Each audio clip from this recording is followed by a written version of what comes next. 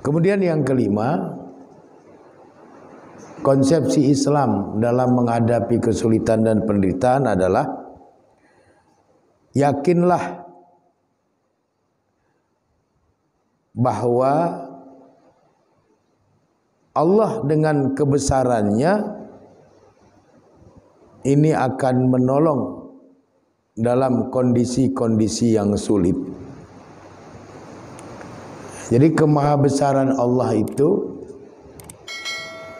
akan terlihat hadir di saat seorang hamba dalam kesulitan dan penderitaan.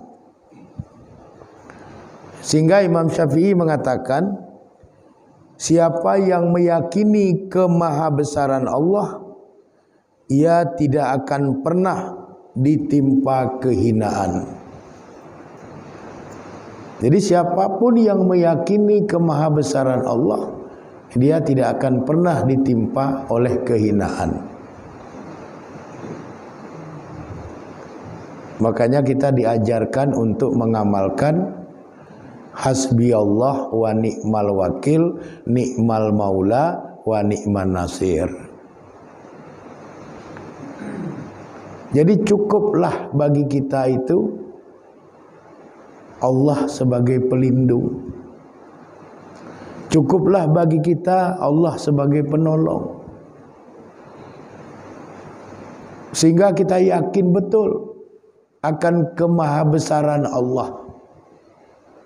Orang yang yakin betul akan kemahabesaran Allah, Allah tidak akan pernah membuat dia menjadi terhina baik di dunia maupun di akhirat. Maka perbanyaklah wirid mengamalkan berulang-ulang hasbiyallah wa ni'mal wakil, ni'mal maula wa ni'man nasir, seperti yang diamalkan oleh Nabi Ibrahim alaihissalam. Di saat-saat sulit dia dicampakkan ke dalam api, Allah memerintahkan kepada api, ya narakuni bardan wasalaman ala Ibrahim. Wahai api, bardan wasalaman ala Ibrahim, dinginlah dan selamatkanlah Ibrahim. Maka api yang biasanya panas membakar tidak memberlakukan hukum itu kepada Nabi Ibrahim alaihissalam. Sehingga meskipun di dalam kobaran api, Nabi Ibrahim tidak terbakar. Kenapa? Karena Nabi Ibrahim yakin di saat-saat dia mengalami kesulitan dan penderitaan, kemahabesaran Allah akan hadir untuk menyelamatkan dirinya. Hasbiyallah wa ni'mal wakil, ni'mal maula wa ni'man nasir.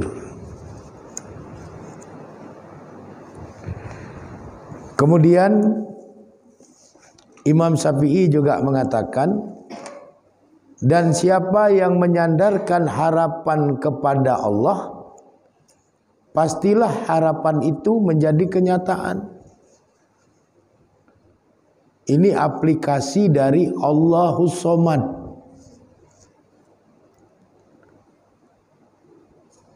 Allah tempat kita meminta.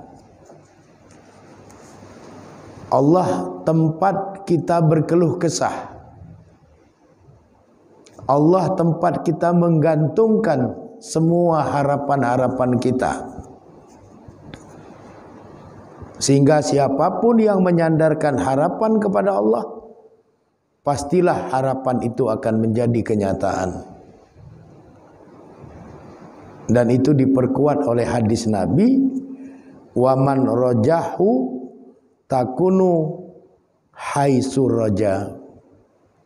Siapa yang berharap kepadanya Allah, niscaya Allah akan memenuhi harapannya itu.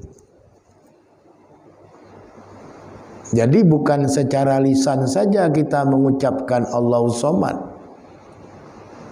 Tapi dalam pikiran kita, dalam perasaan kita, dalam keyakinan kita yang kuat, Allahus Somad.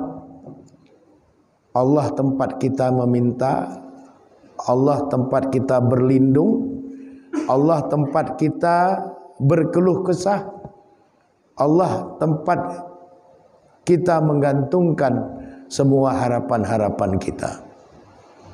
Kalau begitulah sikap kita, maka Allah akan merespon harapan-harapan kita itu untuk menjadi kenyataan. Kalau seorang hamba dalam kesulitan hidup, dia berharap kepada Allah, Allah keluarkan dia dari kesulitan hidup itu, maka keluarlah dia dari kesulitan hidup itu. Kalau seorang hamba Allah sedang dalam kondisi menderita, dia berharap kepada Allah bahwa Allah akan mengeluarkan dia dari penderitaan hidupnya, maka niscaya dia akan keluar dari penderitaan hidupnya karena dia berharap kepada kemahabesaran Allah. Seorang hamba yang betul-betul yakin berharap kepada Allah, niscaya Allah akan penuhi harapannya itu. Jadi betul-betul Allahus Somad. Dalam pikiran kita Allahus Somad, dalam perasaan kita Allahus Somad, dalam perilaku kita Allahus Somad, dalam keyakinan kita Allahus Somad. Jadi berharaplah kepada Allah, jangan berharap kepada makhluk.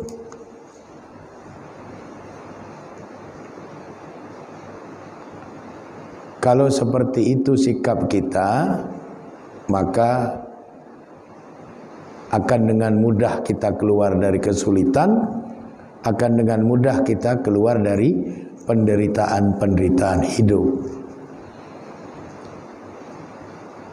Jadi konsepsi yang kelima yang diajarkan Islam berkaitan dengan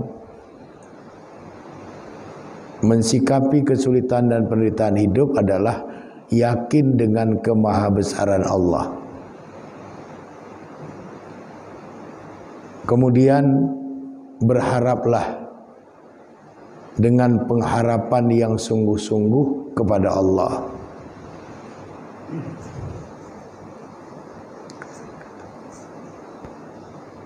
Para ulama setelah mencermati ayat-ayat Quran, mencermati hadis-hadis yang sahih, maka berkesimpulan minimal ada 3 syarat agar kemudahan datang pada saat seorang hamba mengalami kesulitan atau penderitaan. Syarat yang pertama itu, kalau dalam keadaan sulit atau menderita, seorang hamba harus berikhtiar dan berdoa agar dia terbebas dari kesulitan dan penderitaannya. Kalau dia tidak berikhtiar, tidak berdoa, maka dia tidak akan pernah keluar dari kesulitan dan penderitaan itu. Artinya dia akan lama dalam kesulitan, lama dalam penderitaan. Yang kedua, syaratnya dia harus sabar. Sabar dalam kesulitan dan penderitaan. Dia harus tabah dalam kesulitan dan penderitaan. Dia harus ulet, tidak gampang patah, tidak mudah terjebak kepada keputusasaan di saat-saat dia mengalami kesulitan dan penderitaan. Dan dia harus bertawakal dalam kondisi sulit dan penderitaan itu. Kalau itu dia jalani, maka dia sudah sampai pada penghujung kesulitan dan penghujung penderitaan. Jadi kalau sudah ikhtiar, sudah berdoa, sudah sabar, sudah tabah, sudah ulet, puncaknya tawakal. Kalau sudah tawakal itu, Janji Allah dalam surat At-Tolak ayat 3, wa may yatawakkal 'alallah, siapa yang bertawakal kepada Allah, fahuwa hasbuhu, maka dia Allah akan mencukupinya. Jadi yang menyelesaikan kesulitan hidup kita itu Allah. Yang menyelesaikan penderitaan dan beban berat hidup kita itu Allah. Setelah kita ikhtiar, berdoa, sabar, tabah, ulet, dan tawakal. Kemudian yang ketiga, syarat agar kemudahan datang pada saat kesulitan itu adalah sifat optimistik dan penuh harap. Dengan keyakinan yang kuat, kesulitan pasti akan berganti dengan kemudahan. Penderitaan pasti akan berganti dengan kebahagiaan. Sebagaimana yakinnya kita, setelah di penghujung siang akan datang malam, dan setelah di penghujung malam pasti akan datang siang. Jadi kita harus yakin, optimistik, penuh harapan. Jadi kalau menunggu malam saja kita sabar, menunggu hadirnya siang juga kita sabar, masa dalam kesulitan dan penderitaan kita tidak sabar? Kalau siang bisa berganti malam, malam bisa berganti siang, maka kesulitan pun bisa berganti kemudahan, penderitaan akan berganti dengan kebahagiaan. Jadi yang perlu kita tanamkan di dalam diri kita adalah semangat untuk tetap optimistik dan semangat dengan keyakinan yang kuat, penuh dengan harapan-harapan. Jangan sampai kehilangan harapan. Yang terakhir, saya ingin menyampaikan satu riwayat sejarah. Riwayat sejarah tentang peperangan Yarmuk. Peperangan Yarmuk ini peperangan yang terjadi di abad ke-7 antara orang-orang Islam dengan orang-orang Romawi Timur atau Bizantium, yang terjadi pada masa kekhalifahan Sayyidina Abu Bakar Siddiq. Dalam peperangan Yarmuk, Sayyidina Abu Bakar Siddiq menunjuk seorang sahabat yang bernama Ubaidah bin Jarrah sebagai panglima perang. Peperangan Yarmuk ini terjadi di lembah Yordan, di dekat sungai Yarmuk. Maka peperangan itu disebut dengan peperangan Yarmuk. Pada suatu hari, Ubaidah bin Jarrah menulis surat kepada Sayyidina Umar bin Khattab. Isi suratnya itu,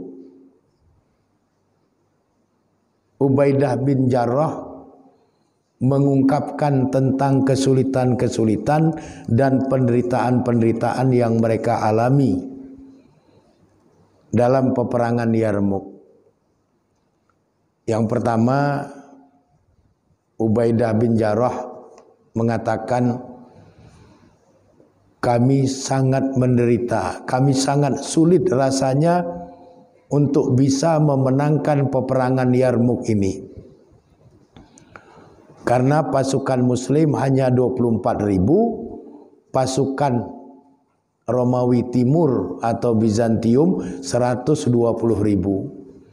Itu artinya apa? Satu pasukan Islam menghadapi 5 pasukan Romawi Timur. 1 lawan 1 saja itu sudah sulit. Apalagi satu prajurit berhadapan dengan 5 prajurit musuh. 24.000 berbanding 120.000.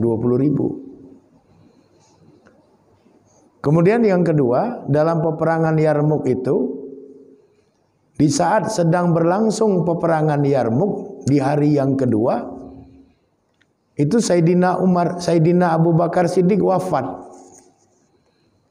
Jadi orang yang memerintahkan peperangan Yarmuk, Sayyidina Abu Bakar Siddiq wafat. Sehingga itu mempengaruhi mental prajurit muslim. Dan itu saat-saat sulit. Kemudian dari sisi perlengkapan persenjataan, pasukan Romawi Timur perlengkapan persenjataannya lebih canggih dan lebih banyak. Jadi kesulitan-kesulitan itu ditulislah oleh Ubaidah bin Jarrah kepada Sayyidina Umar. Lalu dijawablah surat Ubaidah bin Jarrah itu oleh Sayyidina Umar, dibalas dengan satu kalimat saja. Apa balasan Sayyidina Umar kepada Ubaidah bin Jarrah? Anna ma'al usri yusra. Adalah bersama dengan kesulitan itu ada kemudahan. Lanjutkan peperangan Yarmuk itu. Begitu membaca surat dari Sayyidina Umar bin Khattab, semangat dari Ubaidah bin Jarrah dan orang-orang Islam menggelora. Hanya dalam waktu 6 hari peperangan Yarmuk itu bisa diselesaikan oleh orang-orang Islam. 24.000 pasukan Islam mampu melumpuhkan 120.000 pasukan Romawi Timur.